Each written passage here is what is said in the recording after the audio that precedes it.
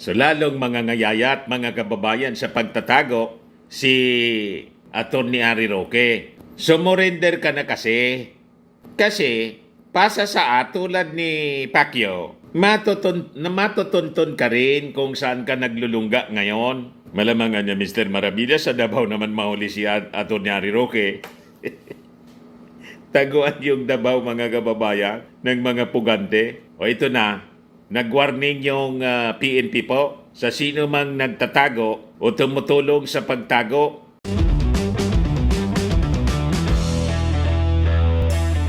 Ito naman po yung bago naming product na binibenta online. iGlow Serum, whitening po siya. Tingnan ninyo yung epekto sa aking anak na architect before and now. Yung mga inquiries po ninyo, dumiretso na lang kayo sa kanyang Facebook account, Riz Maravillas. Dininay mga kababayan ng Supreme Court yung petisyon na final ni Atty. Harry Roque for writ of amparo. Ayan po, sinira na ni Harry Roque yung buhay niya. You see?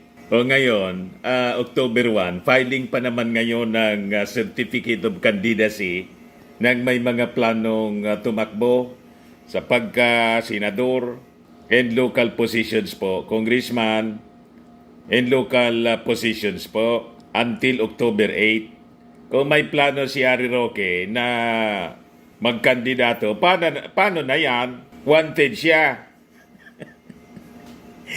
Nasa pagtatago si Harry Roque. Ngayon, nag-warning yung PNP doon sa mga cuddlers ng puganting dating spokesman ni Maudigs. Yan kasi, mga kababayan.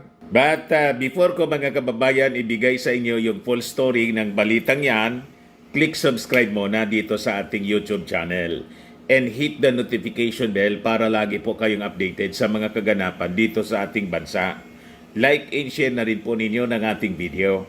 At huwag na rin po ninyo na skip yung ating mga commercial ads para tuloy-tuloy lang ang pag-unlad ng Bagong Pilipinas. At itong ating programa mga kababayan, atid sa inyo nitong ating mga sponsors.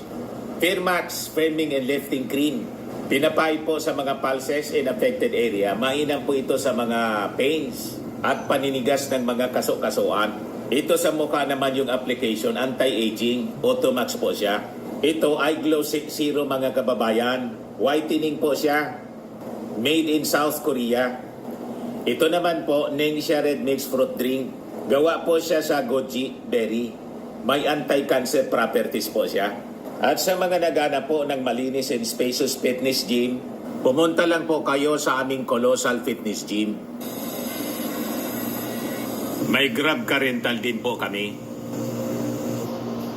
At bills payment po sa aming office. At saka sa mga mahilig po sa mga imported bags, manood po kayo sa live selling ni Madam Aileen Rosales sa kanyang Aileen Closet po. Pati mga shoes, ito yung kanya po. Ito yung kanyang page. Kita ninyo, napakagandang mga online selling po siya. Si Madam Aileen Rosales. Cellphone number niya po, 773-798-7816. Balik po tayo dito sa ating programa. Ngayon, yung ating isusupport po na kandidato sa pagkasenador, dalawa pa lang po yung aking napupusuan. Pero baka madagdagan pa sa mga susunod na araw. Pag-aralan kasi natin ng mabuti yung ating mga isusupport na senador. Yung may pakinabang po yung ating bayan. Ang number 1 sa aking listahan mga kababayan, para alam na ninyo po, pwede din ninyong isupport si DILG Secretary Benhur Abalos. Yan po si Benhur Abalos. Ilagay natin number 1 sa pagkasenador, Benhur Abalos. Tapos, pangalawa po, itong si Kwa, nag-file na ng kanyang Certificate of Candidacy na interview po ng Bilyonaryo News Channel, pati ng ABS-CBN, News 5, Inquirer. Si Mark Gamboa, mga kababayan, isa po siyang vlogger. Ito, pakinggan natin yung interview ng Bilyonaryo News Channel. ideas na gustong gawin po natin. For example, sa mga online sellers, gusto po natin dagdag kapital para po mapalaki po nila yung pong kanilang negosyo at lumaki po yung kanilang business. We want to improve yung kanilang technical capacity, yung kanilang gusto natin i-promote yung kanilang mga pages at mga accounts. At the same time, sa mga content creators saka sa mga freelancers, gusto po natin silang suportahan po, improve po yung kanilang skills and pabilisin yung internet, magkaroon po ng internet sa iba't ibang sulok ng Pilipinas para po mas dumami po yung pong mga kababayan po natin na posibleng makinabang sa mga oportunidad na meron po ngayon online. So, try din natin ang isang vlogger mga kababayan. Napakarami na ng mga naging senador po na mga artista, mga showbiz personality, mga sports personality po, tulad ni Manny Pacquiao, ni Jaworski, mga artista, si Tito Sen, si Bong Revilla, si Lito Lapid, sa media personality po, si Loren Ligarda, si Noli Di Castro, si Tulfo, ang Tulfo Brothers po. Try din natin mga kababayan sa isang vlogger, di ba? Para bago naman po ng mga pangalan, personalities, nakakasawa na yung mga dati po at nasubukan na natin. Ang iba sa kanila po, sabi ko nga po, bumubutas lang ng upuan sa Senado. Si Mark Gamboa mga kababayan, isang atinista, very much qualified. Mas magaling pa ito kay Lito Lapid. At kay Robin Padilla mga kababayan sigurado. Maganda po yung kanyang yung kanyang plataforma. Gusto niyang tulungan yung mga online businessmen. Tulad ko, isa po akong online businessman and online creator. O di ba? O ito yung interview sa kanya mga kababayan kanina ng News 5. O ito yung report ng Inquirer. Political blogger Mark Gamboa is trying his luck in politics as he formalizes desire to run for senator. Yan po. Napaisip tuloy Yan po. ako, posible kaya na isang ordinaryong tao o di kaya ordinaryong vlogger ang makapasok sa Senado? O kayang manalo at makakuha ng sapat na boto gamit lamang ang social media kahit walang masyadong budget o wala masyadong makinarya? O samahan niyo po ako sa panibagong proyekto na aking gagawin. Ito po ay day 1 ng ating Senador Project. Susubukan po natin, alamin natin paano ba tumakbo. Ano bang kailangan para tumakbo? Ano ba ang kailangan para manalo? O siyempre, napakahirap po nitong ating gagawin, pero sabi nga nila, hindi mo malalaman kung hindi mo susubukan. At siyempre po, bilang isang Pilipino, karapatan po ng bawat isa po sa atin kung gusto po nating tumakbo ng kung anumang pwesto. So samahan nyo ako. Our first step, papunta po dito sa Senado. Yan po ang Project Senador. Subukan din natin mga kababayan, mga bagong pangalan na maging senador. Importante dyan, may klarado kang plataforma. Kung tulad man lang po ni Harry Roque, wag na. Di ba? At may puso kang maglingkod. Hindi yung magpayaman po sa pamamagitan ng pugo. Di ba? Wala man problema po ang magpayaman. Basta patas sa mabuting paraan. Malinis na paraan, hindi po sa droga. Yung pugo sabit sa droga, EJK, kung ano-anong krimen mga kababayan, pati money laundering. So, palitan na natin yung mga pabalik-balik na lang po sa Senado, mga bagong pangalan naman. At nire-recommend ko sa inyo, Mark Gamboa para senador. O ngayon, balik tayo dito sa ating balita mga kababayan na si Attorney Harry Roque dininay ng Supreme Court yung kanyang petition for writ of amparo. Ayan po yung report ng Philippine Daily Inquirer. Supreme Court denies Harry Roque's protective writ request. Kaya tuloy ang hantingan mga kababayan. Sa bagay, kahit nag-file siya ng writ of amparo mga kababayan, tuloy yung pagtugi sa kanya ng ating mga authorities. Kasi wanted siya po ng Congress, ng Quadcom. So sabi diyan, the court denied Roque's prayer for writ of amparo. It held that amparo is not the proper remedy against congressional contempt and detention orders, sabi po ng Supreme Court. O, di ba? Sinupalpal po ng Supreme Court si Harry Roque. May na pala na abogado si Harry Roque. Hindi niya nahulaan na i-deny ng Supreme Court. You see? O ngayon, problematic siya. Sabi ko nga mga kababayan, yung problema niya, tulad ni Inday, saka ni yung tatay niya, ni Inday, si Digong, lahat man po sila yung may gawa, pati si Pacquiao po.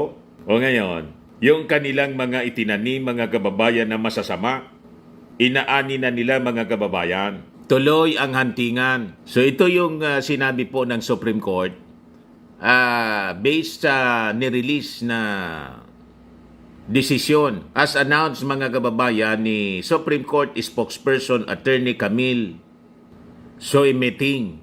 Matatandaan mga kababayan na yung kanyang anak, yung anak ni Attorney Harry Roque, na si Bianca Cinta, nag-file po ng writ of amparo para ipagbawal sa House of Representatives Quad Committee ang pag-effect po ng contempt and arrest order laban sa kanyang tatay.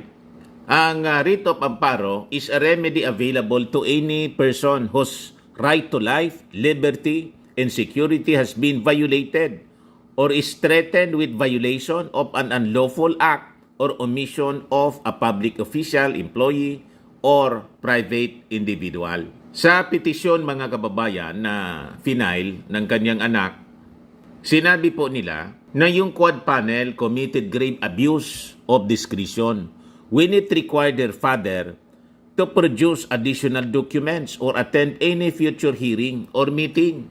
Sabi po ng anak ni Roque na ang kanyang tatay has the right against self-incrimination enshrined in our Constitution. Subalit, base po sa naging desisyon, in-bank decision ng Supreme Court, ito anyang scope ng amparo is limited to extrajudicial killings and enforce disappearances or threats thereof which are not present in this case. Walang ganong threat laban kay Attorney Harry Roque. Kaya hindi kailangan niya ng proteksyon. Tama po. Gusto lang siyang tanungin kung bakit biglang lumubo yung kanyang yaman. Saan galing? Di ba? Hindi man po yun threat. Threat ba yun sa kanyang buhay? Kaya dininay po ng Supreme Court. Ngayon, meanwhile, sabi dito, the High Court gave the House Quad Committee 10 days to comment on the petition for prohibition sought by Roque. Roque is also asking the High Court to prohibit Congress from implementing its contempt order against him. Kaya sabi ni Ting, ito na niya, yung prayer niya for writ of amparo is denied by the petition for prohibition. And yung prayer niya for the writ of amparo is denied, but the petition for prohibition is still ongoing. So lalong mga ngayayat, mga kababayan sa pagtatago si Attorney Harry Roque. Sumurrender ka na kasi. Kasi pasa sa tulad ni Pacquiao, matutuntun ka rin kung saan ka naglulungga ngayon. Malamangan niya Mr. Maravilla sa Davao naman mahuli si Attorney Harry Roque. Taguan yung Davao mga kababayan ng mga pugante. O ito na, nag-warning yung PNP po sa sino mang nagtatago o tumutulong sa pagtago kay Attorney Harry Roque. Ayan po, PNP warns cuddlers of Harry Roque. Kakasuhan daw nila ang sino mang mahuhuli po na nagtatago po sa puganting dating spokesman. O ito, mga kababayan, yung warning ni Colonel Fajardo. Someone who is an officer of the court, siguro what we can say to him is prudence dictates that he should not make any insinuation na kaya niyang pagtaguan ang mga law enforcement agency. He can run, yes, but he cannot hide forever. Yun lang ang po pwede nating sabihin dyan. Also, ma'am, sa video, nagpasalamat siya dun sa mga kaibigan niya na tumulong sa kanya. Ano to ang babala niya? Well, ang babala po natin doon sa mga nagkakanlong po, sa mga wanted persons, yung mga pinaghahanap po ng batas, not only kay Attorney Harry Roque at iba pa pong mga high profile individuals, mayroon po kayong mabigat na kakaharaping kaso sa pagkakanlong na alam niyo pong pinaghahanap po siya ng batas, nagbibigay po kayo ng tulong, assistance para pagtaguan po niya itong mga legal na proseso na kanilang hinaharap. Ay once we have enough evidence, we will pursue cases against them. Nakasign mga kababayan sa pagtugi sa kanya si General Nicolas Torre. Yung nakahuli po kay Pacquiao. Sa mga naghanap ng malinis and spacious fitness gym, pumunta lang po kayo sa aming Colossal Fitness Gym. We also offer Grab Car Rental with our brand new 2023 model ng Toyota Innova. We also accept booking for those who are planning to travel via PAL, Cebu Pacific, and other airline companies, local and international, and bills payment for Meralco Bills, PLDT, Aleco Bills, etc. Ang Colossal Fitness Gym is located at 3rd floor Security Bank Building, Landco Business Park, Legazpi City, Albay. For inquiries, look for Chilon Maravillas. Contact number 0966-802-0949. Yan yung aming Innova. Lagi na pong matao sa amin. Pati mga foreigners po, tingnan ninyo. Mga British tourists sila. Ang lalaki ng katawan na, mga kababayan, nag-gym sa amin. Ito naman po, Indian National. Ito mga mga European sila. Ito naman yung bago naming product na binibenta online, Eye Glow Serum. Whitening po siya galing sa South Korea. Tingnan ninyo yung epekto sa aking anak na architect entrepreneur, Riz Maravillas. For inquiries, look for Riz Maravillas on FB. Ito naman po, Firmax Firming and Lifting Cream. Pinapahid po ito sa mga pulses and affected area. Mainam po ito sa mga pains at paninigas na mga kasukasuan. Ito po, Automax Radiant Serum. Sa mukha naman yung application. Anti-aging po siya. You will look 10 years younger than your age. Sa mga cancer patients naman po, baka lang gusto ninyo itong itry. Nengxia Red Mix Fruit Drink. Hindi man po siya gamot, food supplement siya. Kaya lang, gawa siya mga kababayan sa goji berry.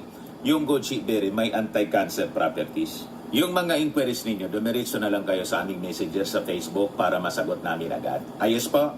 Ako po si Dante Maravillas. Bye-bye. God bless.